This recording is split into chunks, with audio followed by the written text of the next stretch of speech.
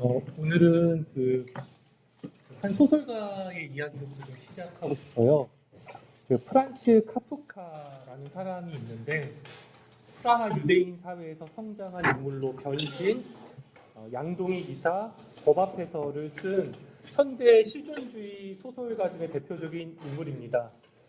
특별히 제가 이제 좀 가락제 사임하게 되면서 이 카프카의 변신이라는 소설을 읽고 굉장히 위로와 용기를 많이 얻었어요. 그 소설을 보면 어느 날 아침에 잠자라는 주인공이 벌레로 변해서 이렇게 아침을 맞이하게 되거든요. 근데 그 잠자애가 겪었던 현실과 또 저의 현실이 만났는데 그 소설이 그렇게 제 생각에 만만하지 않고 또 되게 기쁘고 뭐 이렇게 뭔가 성공 스토리가 아니에요. 근데 저에게 위로를 줬고 용기를 주었고, 특별히 그 작품을 통해서 뭘 생각하게 됐냐면 그 중심부가 아니라 그 변두리의 중요성에 대해서 좀 생각해 보게 됐어요. 그러면서 제가 이제 조금 더 관심을 갖게 되면서 그 김은교 교수라는 분이 있는데 요즘에 이제 강의를 하고 있어요. 카프카에 대해서. 근데 그분 강의에서 소설의 주제에 대해서 이렇게 한 문장으로 요약하는 걸 제가 들었는데 한번 나누고 싶어요.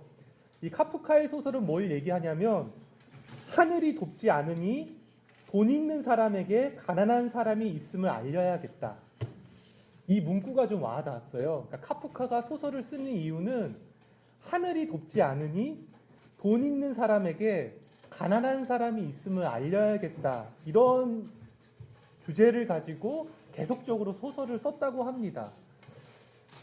특별히 제가 좀 관심이 있었던 건 카프카는 그렇게 가난한 사람은 아니었대요.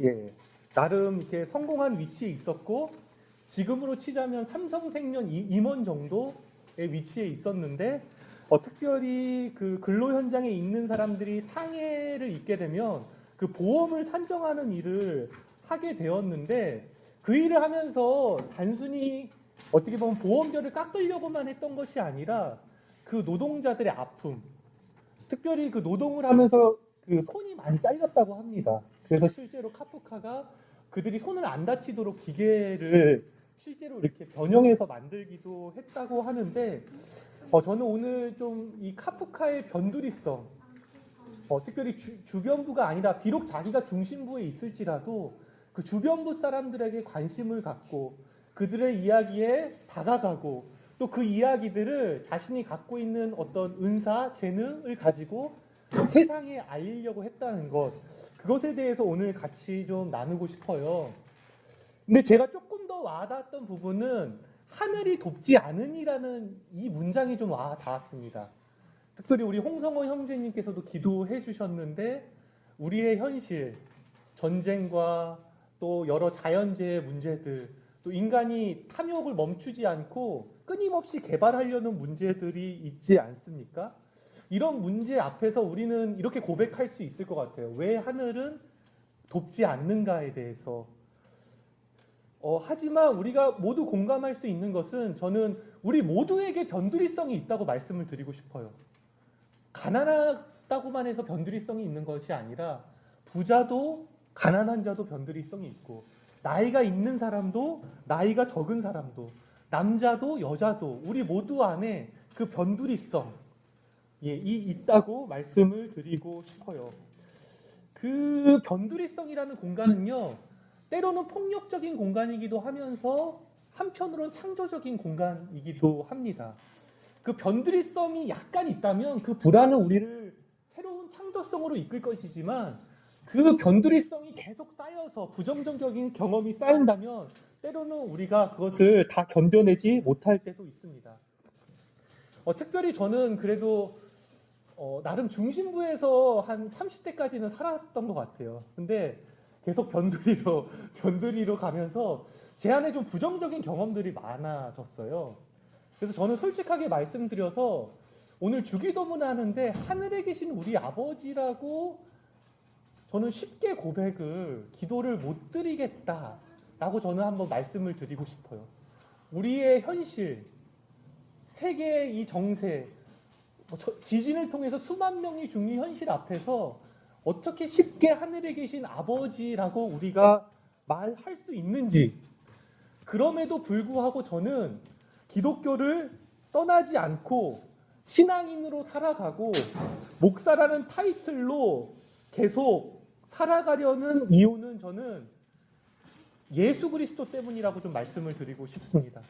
비록 하나님의 통치를 현실에서 경험하지 못할지라도 예수께서 이 땅에 아픔, 고통, 결핍, 폭력, 또 수많은 그 대치의 상황들을 그 십자가에서 끌어안으시고 죽으시고 부활하신 그분 때문에 우리에게 희망이 있다, 이렇게 좀 말씀드리고 싶습니다. 오늘 본문에서는요, 그분께서 우리의 발을 닦아주십니다. 더럽고 냄새나고 못생긴 발을 닦아주시고 나서 다시 식탁에 앉으시면서 우리에게 물어보십니다. 그것은 무엇이냐면 내가 너희에게 행한 것을 알겠느냐? 라고 물어보십니다. 여러분 좀 여쭤보고 싶습니다.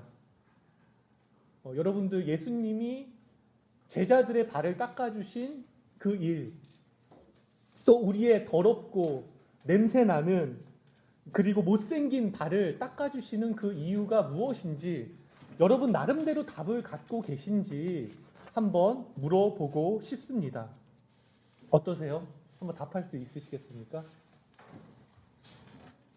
여러 가지 답이 있을 수 있다고 말씀드리고 싶은데 제가 내린 답은 무엇이냐면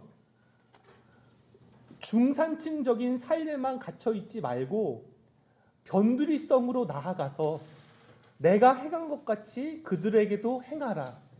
그러한 자가 복이 있다라고 저에게 말씀하시는 것 같았습니다. 다시 한번 나눌게요. 저에게 중산층적인 삶에만 갇혀 있지 말고 변두리성으로 나아가서 내가 행한 것 같이 그들에게 행하라. 이런 자가 복이 있다. 저는 바른 변두리성이라고 생각을 합니다.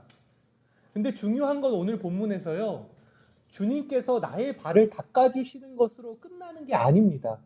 주님은요, 이제 우리가 앉은 의자에서 내려와서 누군가의 변두리성, 누군가의 발을 닦아주는 삶으로 나가야 한다고 말씀을 하십니다. 이러한 삶은요, 우리가 저항하기 쉽습니다.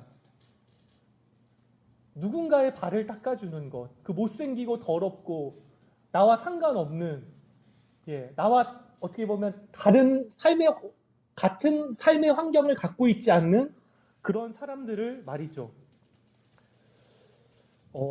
근데 우리가 그렇게 다가갈 수 있는 이유는 그 예수 그리스도께서 촛불과 같이 은은히 우리에게 다가오시기 때문이라고 말씀을 드리고 싶어요. 주님께서 우리 발을 닦아주실 때요, 마치 초가 은은하게 우리를 비추면서 우리의 내면에 스며들듯이 주님께서는 사랑으로 우리에게 그렇게 다가오십니다.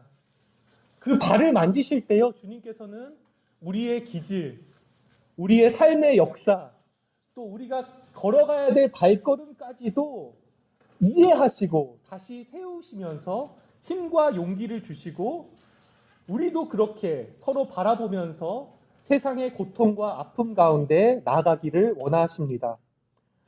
그러면서 제가 좀 주목해본 구절이 있는데요. 16절 구절에 조금 주목을 해보게 되었어요. 16절 구절을 보면 이렇게 되어 있습니다. 내가 진정으로 너희에게 말한다.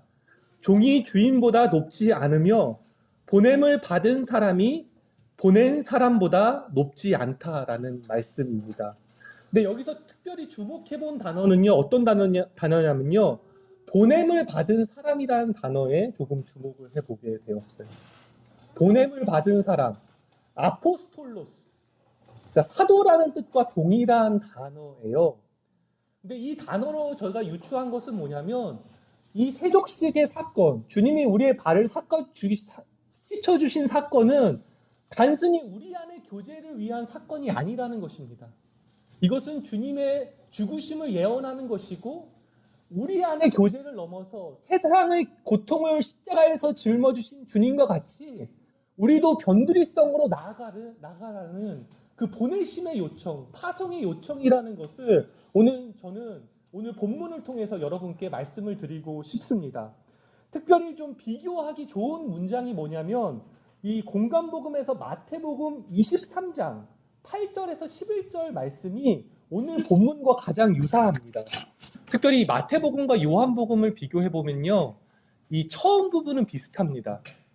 그러니까 스승이고 지도자고 주인 사람은 한 분이라는 것은 동일한데, 마태복음은 특별히 조금 집중하고 있는 부분은 무엇이냐면 선생, 지도자는 한 분이고 너희는 형제 자매라는 것을 강조하고 있어요. 아버지 안에 우리는 한 식탁을 나눈 형제 자매라는 것을 강조하고 있다면, 요한복음은 똑같이 나는 주이고 너희 스승이라고 말하는데요, 마지막 부분이 다릅니다. 그것은 뭐냐면 요한복음에서는 어떻게 보면 우리 한 사람 한 사람이 주님께서 파송하시는, 세상 가운데 보내시는 한 사람 한 사람이라는 것을 우리에게 강조하고 있는 것을 볼 수가 있습니다. 구약에서는요, 이 보냄을 받은 자가 어떤 단어냐면은 메시아라는 단어입니다. 메시아라는 단어, 기름 부음을 받은 자라는 단어입니다. 이 단어는 누구에게 쓰이냐면 왕, 예언자, 그리고 제사장에게 쓰이죠. 근데 가장 중요한 것은 성별되었다는 의미입니다. 구별되었다는 의미입니다. 하나님의 메시지를 전하기 위해서 구별된 사람이 무엇이냐면 메시아입니다. 근데 이 구약의 메시아를 신약으로 다른 단어로 표현하면 그것이 뭐냐면 보냄을 받은 자라는 단어인 것입니다. 우리는 기억해야 될 것이요, 우리 한 사람 한 사람이 주님께서 핏값 주고 부르신 사람들이라는 것, 그래서 성령을 부어주시고 하나님이 세상과 화해한 그 화해의 복음을 우리를 통해서 성별하여서 부르셨다는 그 사실을 오늘 우리가 기억했으면 합니다. 그래서 우리는 그 모든 골짜기마다 가서 그것을 돋우면서 하나님의 복음을 전해야 한다는 것, 이런 파송 의식이 우리 가운데 필요합니다. 그러면서 조금 더 발전시키고 싶은데, 그 발전은 무엇이냐면 우리 개신교 전통에서 이것을 어떻게 표현하냐면 만인 제사장설로 표현합니다. 그것은 뭐냐면 우리 모두가 제사장이라는 거 너무나 잘 알고 있죠. 그런데 이것은 어떻게 보면 중세 카톨릭을 넘어선 겁니다. 중세 카톨릭은 세상하고 신앙을 너무나 구분했습니다. 사제만 부름을 받았고 일반 평신도들은 그렇지 않은 사람으로 구분했던 것이죠. 그런데 개신교는요, 그 벽을 허물고 세상에 우리 모두가 나아가서 하나님의 복음을 전하는 제사장이라고 표현했던 것입니다. 특별히 우리에게는 그 두 가지 의식이 있는데요. 하나는 신성한 성실한 직업 윤리를 가지고 있고요. 두 번째는 재정에 대해서 청지기 의식을 가지고 끊임없이 나눔의 정신을 실천하려고 했던 게 개신교의 정신입니다. 하지만 지금 우리의 현실은 이 자본주의적인 현실에서, 돈이 근본인 현실에서 어떻게 보면 세상 속에 들어가려다가 세상의 그 풍파에 휩싸인, 그래서 세상과 구분되지 않는 세속화된 교회의 모습을 우리는 자성해야 되는 시대 속에 살고 있지 않나, 이렇게 저는 제 자신부터 반문해 보고 싶습니다. 그러면서요, 제가 좀 조심스럽게 그 카톨릭, 우리가 비판했던 카톨릭의 모습을 하나 좀 소개를 해주고 싶어요. 특별히 좀 제가 이렇게 찾아보니까 그 프란체스코 교황이 보였던 행보들 중에 교황의 옷을 벗고 가난하고 검소한 그 사제의 옷을 입고 소년원에 가서 소년원 아이들에게 발을 씻어주는 행위를 했는데, 그때 아이들의 발을 그냥 씻는 것이 아니라 그 소년원 아이들의 발에 그 입맞춤하는 그 장면이 저한테 굉장히 특별한 의미로 신성하게, 거룩하게 다가왔었습니다. 그때 마침 제가 들었던 거는 제가 이전에 있던 교회가 부활절 행사를 하는데 사람들을 모으기 위해서 제주도 숙박권과 그리고 비싼 가전제품을 경품으로 추천하는데 제가 아는 청년들 중에는 그 의견이 갈렸어요. 그게 어떠냐, 복음을 전도하기 위해서. 어떤 쪽에서 안 된다, 이거 갖고 이제 좀 토론을 오래 했었는데 답을 못 내고. 근데 어떤 이 프란체스코 교황이 그 교황의 화려한 옷을 벗고 가난하고 소박한 사제 옷을 입고 그 소년원의 아이들의 발을 씻기고 입 맞추는 모습 안에서 저는 다시 한번 질문해 보게 됐습니다. 예수님께서 우리에게 물어보시는 거죠. 내가 너희에게 행한 것을 너희가 알겠느냐라는 질문 앞에 우리는 다시 한번 우리 자신에게 질문하고 답을 해야 되는 것은 아닌지 생각해 보게 되었습니다. 저는 이번 사순절이 이 질문에 대해서 답하는 40일이 되었으면 합니다. 주님이 우리에게도 물어보십니다. 내가 너희에게 행한 것을 알겠느냐? 라는 그 질문에 대해서 답하는 건 말이죠.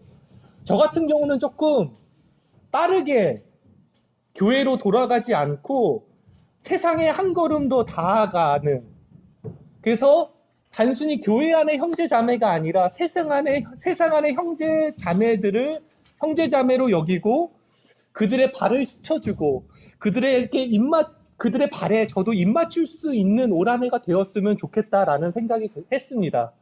그래서 제가 하는 게 뭐냐면요, 이 초등학교에서 녹색 어머니가 아니라요, 녹색 아버지가 되어서 등하교를 담당하고 있는데 좀 재밌었던 거는 그 첫날에 이렇게 제가 감당하는데 그 담당하는 선생님이 불러주시더라고요. 그리고 따라오라고 하더니 그 교장 선생님실로 갔어요.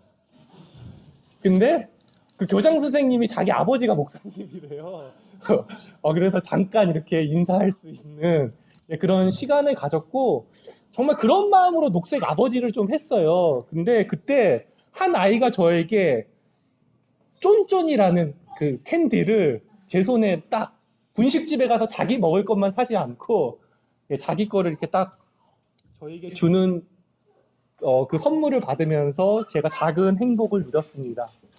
특별히 이제 거의 말씀 마무리로 가는데, 그 하나서 교회에서는 이 사순절을 맞아서 아침 저녁으로 함께 묵상한다는 이야기를 들었습니다. 그래서 저도 그 파일을 들어보니까 참 신기하더라고요. 꼭 그 말씀을 설명하지 않더라도 그 김도영 목사님께서 이렇게 읊어주시는 말씀이 마치 하나님께서 저에게 하시는 말씀처럼 들렸습니다. 전 제가 소망하는 것은 그 말씀들이 정말 공동체가 함께 말씀에 집중하고 일치하고 그 하나님을 닮아가려는 그 사순절 기간을 통해서 말씀이 삶에 스며들면서 그 하나님 나라 소망이 우리 안에 깊은 곳에서 봄의 꽃처럼 피어나는 역사가 있기를 소망하고, 그것으로 말미암아서 올 한 해 함께 세상을 봉사하고 또 불의와는 싸워 나아가는 그 멋진 하나님의 공동체로 세워지기를 주님의 이름으로 간절히 축원합니다. 말씀을 마무리하면서 이사야 40장 말씀을 소망의 말씀으로 나눕니다. 모든 계곡이 높아지고 모든 언덕과 산이 낮아지며 거친 곳은 평평해지고 굽은 곳은 곧게 펴지며 하나님의 영광이 모든 사람에게 나타나 함께 보는 것이 우리의 소망입니다. 제가 짧게 기도하면서 말씀 마치도록 하겠습니다. 주님은 우리에게 물으십니다. 내가 너희에게 행한 것을 알겠느냐? 우리는 주님의 발 씻음을 다 이해할 수 없고 행할 수 없음을 압니다마는 우리는 희망합니다. 우리의 주인이시여, 우리에게 이 질문에 머물 수 있는 용기를 주시고 빨리 답을 찾으려 말고 살아내면서 우리 안에 피어나는 하나님 나라의 소망을 발견하는 사순절이 되게 하여 주시옵소서. 예수님의 이름으로 기도합니다. 아멘.